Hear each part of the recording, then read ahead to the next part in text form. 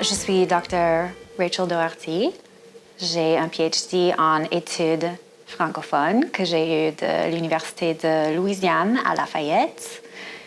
Et je fais la recherche en littérature contemporaine, dans des cultures cajun, créoles, franco-louisianaises et acadiennes au Canada, c'est-à-dire les Acadiennes dans les provinces maritimes au Canada. Surtout, j'analyse les motifs du folklore dans la littérature contemporaine, surtout les loups-garous et les sorcières. Alors, je fais un peu la recherche aussi en histoire, en sociologie, en folklore, dans des légendes, dans l'histoire du catholicisme dans ces régions. Et j'écris aussi un peu de poésie. Et j'étais aussi enseignante et professeure de français. Et je ne suis pas de la Louisiane, je suis américaine. Je suis née en Oklahoma. J'ai grandi là avec ma famille étendue jusqu'à l'âge de 12 ans. Puis j'ai déménagé en Géorgie avec ma famille. Et c'est là où je suis allée à l'université. J'ai décidé d'étudier le français parce que je voulais devenir professeure de français. Et puis, quand je voulais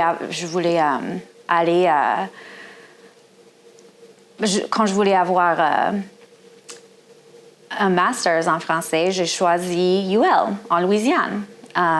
Parce que j'ai beaucoup aimé Lafayette quand j'ai visité la ville. J'ai beaucoup aimé l'université. J'ai aimé le fait qu'il existe ici une communauté francophone. Il y a des opportunités pour parler en français presque tous les jours de la semaine dans des tables françaises. Oui, c'était des très bonnes raisons pour choisir de vivre dans cette ville parce que j'ai dans cette ville aujourd'hui toujours des amis francophones avec qui je passe du temps en français. J'ai déménagé à Lafayette il y a 10 ans. Mais pour un an, j'étais au Canada. J'ai fait un stage à l'Université Sainte-Anne. C'était un stage pour une chaire de recherche, là. La chaire de recherche du Canada en études acadiennes et transnationales. Et j'ai enseigné des cours à l'Université Sainte-Anne, un cours de littérature et un cours d'histoire. J'ai fait toutes sortes de tâches pour la chaire de recherche. Et j'étais là pour un an, à la baie Sainte-Marie, dans un petit village. Tous mes voisins parlaient français et il n'y avait pas beaucoup de choses à faire à part de juste passer du temps dehors, jaser avec les voisins, faire partie de la communauté universitaire là-bas. J'ai enseigné 2 cours, un cours par trimestre que j'étais là. Et c'est dur parce que tout d'abord, j'étais super contente d'avoir la chance d'enseigner des cours comme une étudiante. J'étais étudiante, j'étais doctorante, j'étais en train de faire mon doctorat. Mais pour les 2 cours, je pouvais focaliser sur les sujets de recherche et de littérature qui m'intéressent toujours. Alors, le cours en histoire, c'était un cours féministe et on a fait un survol de certaines personnalités dans l'histoire de l'Amérique française. Mais ces personnes étaient toutes des femmes subversives. Alors moi, j'ai beaucoup appris en faisant la recherche pour ce cours. Et l'autre cours, c'était un cours en littérature sur le roman acadien. plus spécifiquement sur les fondements historiques et légendaires du roman acadien. Alors, j'ai choisi des romans dans lesquels il y avait beaucoup de thèmes folkloriques, légendaires, historiques et magiques aussi. J'ai toujours aimé les contes de fées, les légendes, le folklore. Et depuis ma petite enfance, je voulais savoir toujours quelles sont les origines des coutumes dans notre société. Alors même ayant grandi dans une culture super américanisée, avec ma famille n'est pas francophone, il n'y avait pas beaucoup de gens autour de moi qui parlaient d'autres langues ou qui appartenaient à d'autres religions. Mais je voulais savoir toujours quelles sont les origines de nos coutumes, de nos fêtes, de nos croyances populaires. Pourquoi est-ce qu'on a, par exemple, pourquoi est-ce qu'on décore des sapins de Noël pour Noël? Oh, OK, ça remonte à l'Antiquité.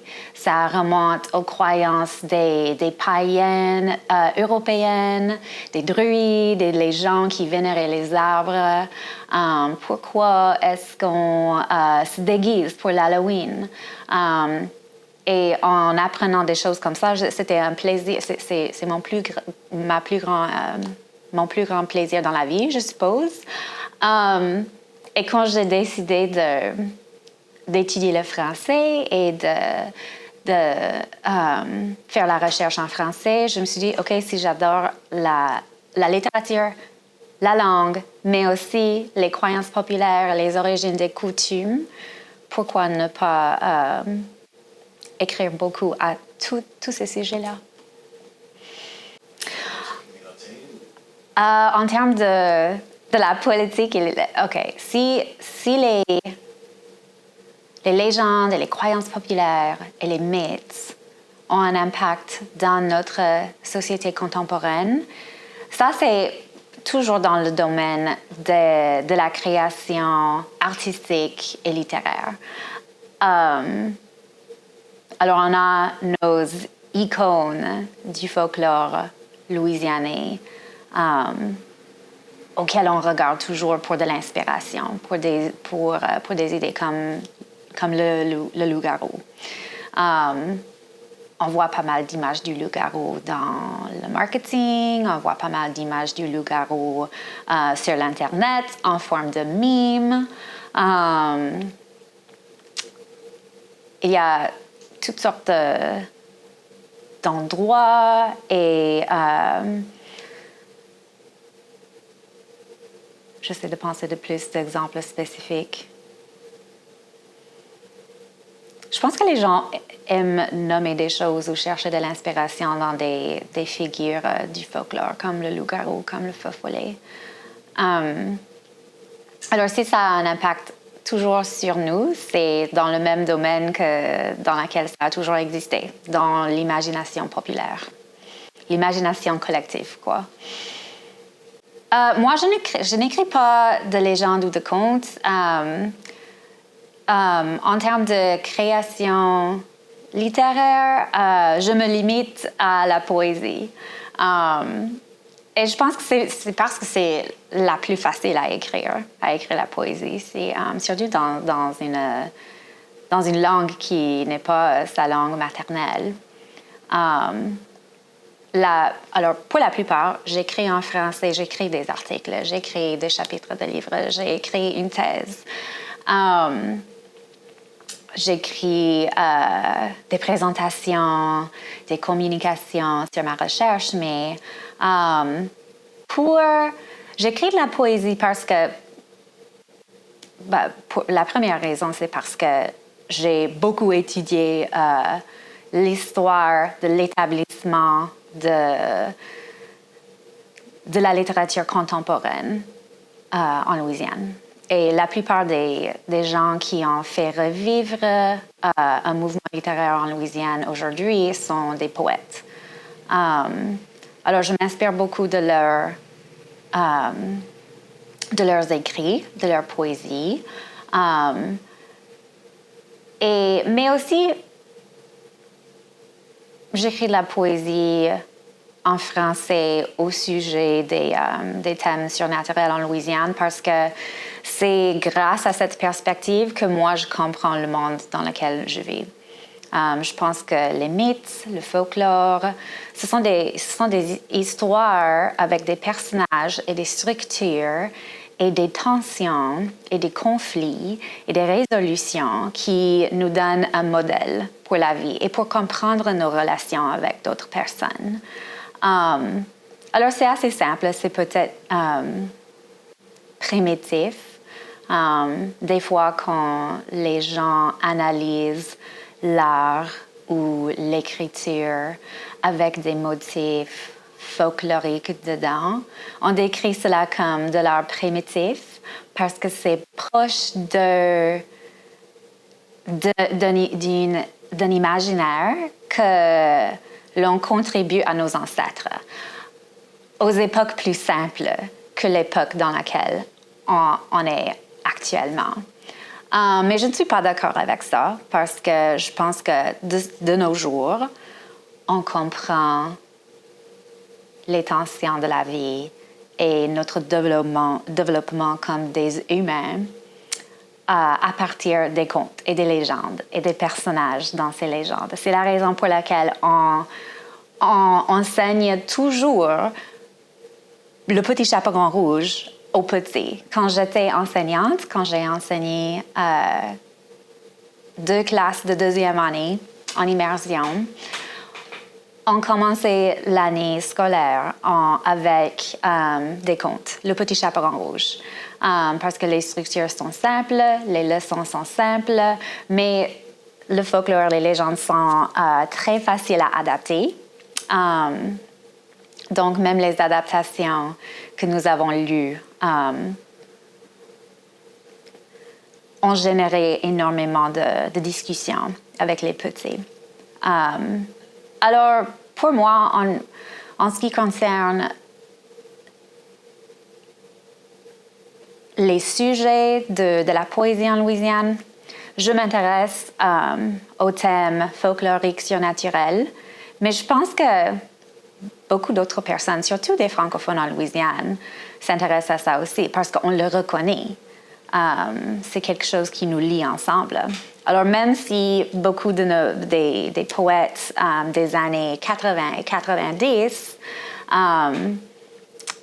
ont consacré une portion de leur écriture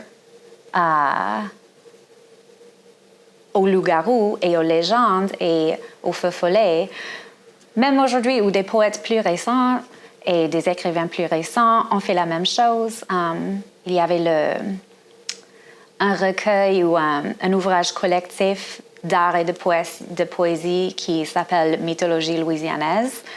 Dans le titre même, Mythologie louisianaise, des gens écrits de la mythologie qui soutiennent l'identité louisianaise, le fait français en Louisiane, de ce qui se passe en Louisiane. Il y avait toujours un courant de la mythologie là. Je pense que pour les jeunes francophones qui voudraient éventuellement écrire en français ou s'exprimer en français ou apprendre le français, la mythologie, le folklore, les légendes, c'est un bon point de repère pour se situer dans l'apprentissage de la langue, mais aussi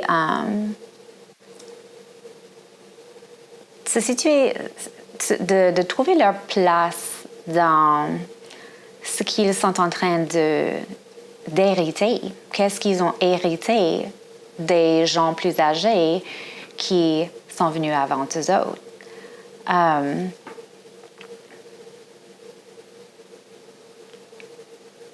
Alors,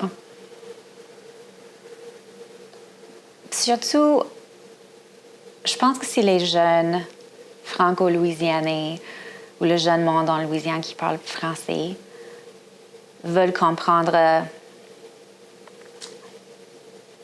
les tensions identitaires ou la grande question de quoi c'est l'avenir de notre langue, quoi c'est l'avenir pour nos emplois, quoi c'est l'avenir pour créer plus d'opportunités pour nous autres, mais aussi pour nos enfants. Je pense qu'il est utile de se tourner aux métaphores que les activistes linguistiques nous ont laissées. Et énormément de ces métaphores sont en termes mythologiques. Je pense que c'est super intéressant de voir un changement en littérature créative en Louisiane. C'est comme le vent est en train de tourner vers plus d'autonomie pour les écrivains en Louisiane. Parce que 20-30 ans passés, c'était absolument nécessaire que les écrivains louisianais fassent publier dans des maisons d'édition ailleurs, au Canada, parce qu'à ce moment-là, on n'avait pas un lectorat assez grand pour soutenir une industrie de la littérature créative. Mais aujourd'hui, de plus en plus, les écrivains font paraître leur recueil de poésie et leurs livres chez les éditions Tintamarre à Shreveport. Alors, on a la nouvelle anthologie de poésie en Kourivini qui vient de paraître chez les éditions Tintamarre. On a des poètes cajuns qui continuent de publier en français, les poètes Dora de Lafayette comme David Cherami, Kirby Jambon, Nathan Rabelais qui se font publier chez les éditions Tintamarre. Alors c'est bon parce que je pense que c'est un signe que nous commençons à nous considérer plus autonomes. Mais on a toujours, en Louisiane, on dépend toujours de notre relation avec les autres, avec le monde qui vit en milieu minoritaire ailleurs. Et puisqu'on a profité de l'appui des Acadiens et d'autres Canadiens dans le passé, ce n'est pas une raison de continuer des collaborations. La raison pour laquelle on devrait continuer de collaborer et de partager avec eux autres, c'est parce que ces collaborations-là sont extrêmement riches. Les gens d'ailleurs, les gens dans le monde extérieur s'intéressent à nous. Et juste, par exemple, cet été, il y a le festival de poésie acadien au Nouveau-Brunswick. Et les organisateurs de ce festival-là ont sollicité des contributions des poètes dans la diaspora acadienne. Alors, mais les poètes qui ne sont pas forcément acadiennes, mais des poètes qui ont une certaine relation avec l'Acadie, une relation diasporique, une relation de séparation et d'exil. Alors, ils ont demandé à certains poètes louisianais de contribuer et aussi des gens dans d'autres régions au Canada. La revue Feu Follet, encore, une publication nommée pour le surnaturel, pour une figure folklorique. Les éditeurs de Feu Follet ont fait une collaboration avec une revue de création littéraire canadienne qui s'appelle Ancrage. Alors oui, les gens continuent à s'intéresser à nous, mais toujours on dépend toujours de l'appui d'ailleurs en termes de la formation de nos jeunes. Mon histoire d'être partie à l'étranger pour mon éducation, pour ma professionnalisation. Ce n'est pas spécial, c'est énormément répandu, c'est énormément commun en Louisiane d'entendre des jeunes professionnels qu'ils sont partis à l'étranger, ils ont fait des études, ils ont travaillé, ils ont vécu dans une autre région francophone en Amérique du Nord ou même en France, parce que c'est toujours nécessaire. Alors, le grand rêve pour la francophonie louisianaise serait, je pense que cette situation-là arrête d'être une nécessité pour le développement total et riche de nos jeunes francophones. On voudrait, je crois, être plus comme les gens dans le domaine de la création littéraire, de se faire publier, d'être capable d'entraîner nos jeunes ici en Louisiane, mais on n'a pas encore tous les systèmes et toutes les ressources nécessaires. Mais ce qui est vraiment frustrant, c'est qu'on ne manque pas de gens pour ça. On ne manque pas de gens francophones très capables, extrêmement doués, avec beaucoup de talent, qui pourraient créer des systèmes. On manque des systèmes, donc c'est compliqué, c'est du bureaucratie, mais on ne manque pas de personnes qui veulent et qui peuvent contribuer à cela. Mon message pour ma communauté ici en Louisiane, mais enfin, je considère aussi les gens à l'extérieur de la Louisiane qui soutiennent la Louisiane, qui aiment la Louisiane, qui s'intéressent à nous et qui veulent collaborer avec nous et qui ont déjà collaboré avec nous. Eux aussi, ça fait partie de notre communauté. Mon message pour eux, c'est un cliché, c'est stéréotypé, mais lâche pas.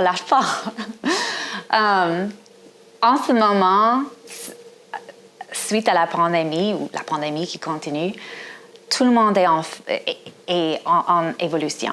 Nous sommes tous vraiment, je pense, comme toutes les sociétés, toutes les industries, l'éducation.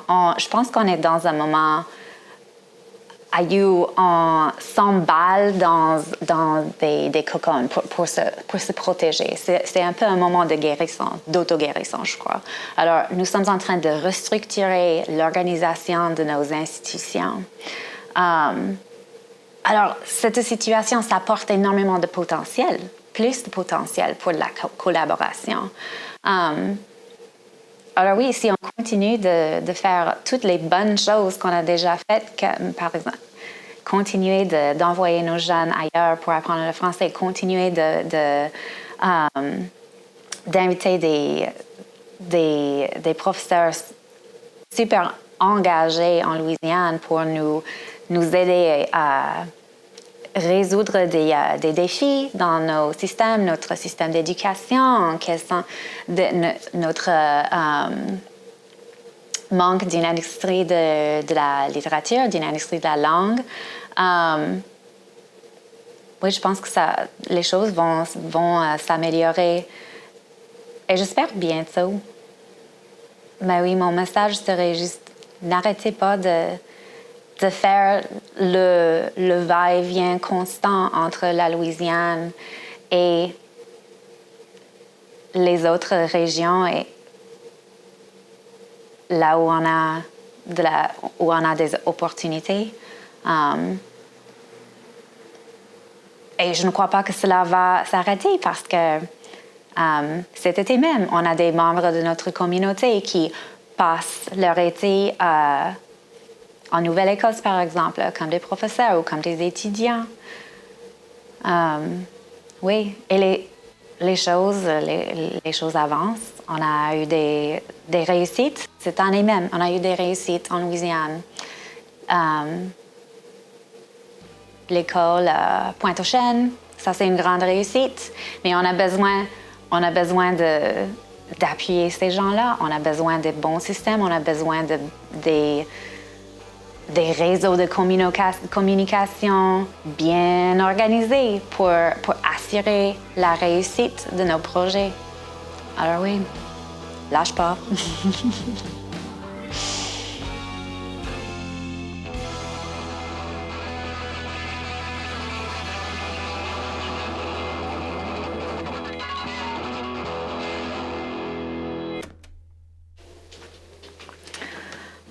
Pour la plupart, ce sont des souvenirs, des endroits où j'ai visité, municipalité de Clare, en Nouvelle-Écosse, là où se trouve l'Université Sainte-Anne, des pierres, des plages, des petites choses que j'ai achetées. C'était une catin à voodoo de la Nouvelle-Orléans. Ici, c'est une planche de Ouija que j'ai achetée d'un artisan à la Nouvelle-Orléans, à Salem. Ça, c'était une épinglette que j'ai attrapée lors du défilé du Cru de Canaille, avec un loup-garou là-dessus. Ça aussi, j'ai attrapé. À ce défilé-là, ce sont des bouteilles de sorcières. Dans ma recherche, j'ai appris qu'en Nouvelle-Écosse, il y avait des Acadiens dans le passé qui ont employé cette méthode pour se désensorceler, c'est-à-dire de se protéger de la magie noire. Si tu croyais que quelqu'un avait jeté un sort sur toi, si quelqu'un était en train de te maudire, tu peux faire une bouteille de sorcière avec des objets magiques là-dedans et tu peux jeter ça dans un feu, faire s'exploser la bouteille et l'idée c'est que la sorcière qui a jeté un sort sur toi, elle va s'exploser aussi, peut-être pas littéralement. Mais j'ai beaucoup aimé ça et c'est une coutume anglaise. C'est quelque chose que les Anglais font et les gens dans des colonies anglaises en Amérique du Nord. Alors, c'était bizarre que les Acadiens ont fait ça parce que ça n'existe pas en France. Mais les Acadiens ont adopté cela des Anglais. Donc, j'ai beaucoup aimé ça. Alors, j'ai décidé de faire un petit projet d'art dans lequel je faisais des bouteilles de sorcières. Ma fille en a fait une. Ce sont des cartes de divination de l'artiste louisianais, Coyote Water, John Frank Guidry, il a fait ses cartes pour faire de la divination. Alors, pour lire les cartes dans l'avenir, il y a mis beaucoup de symboles et d'images de la Louisiane. Ceci, c'est une tasse pour la crème à rasoir qui date je pense que des années 1800. Et ça était dans la maison de l'écrivaine Kate Chopin. Et oui, c'était un cadeau.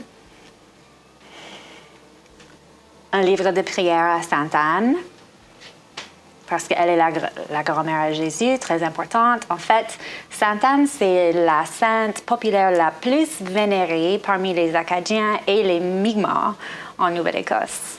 Ça, c'est Sainte Mathilde. Ma fille s'appelle Mathilda. Alors, elle est nommée pour elle n'est pas nommée pour Sainte Mathilde, mais j'ai ça. Ce sont des feuilles de sassafras, des pommes de pin, du mamoun, coquille, des plaquemines. Juste des petites affaires que j'ai ramassées.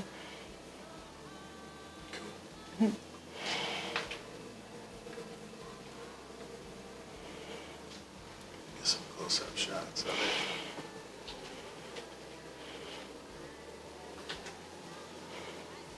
C'est un gris-gris, ça. Le sac dans la tasse.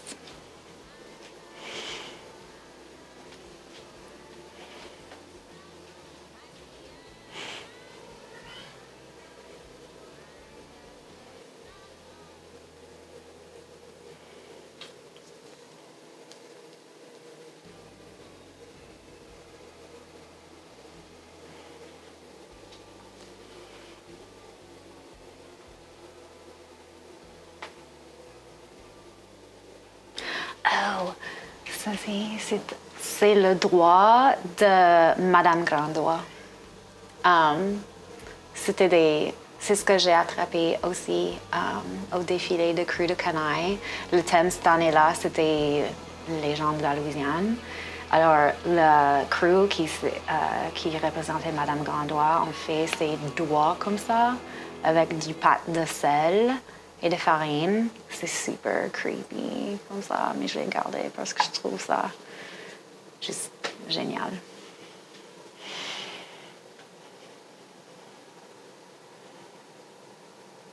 What? Mon petit frère? Oh my God! Je croyais que je l'avais perdu. OK, cool.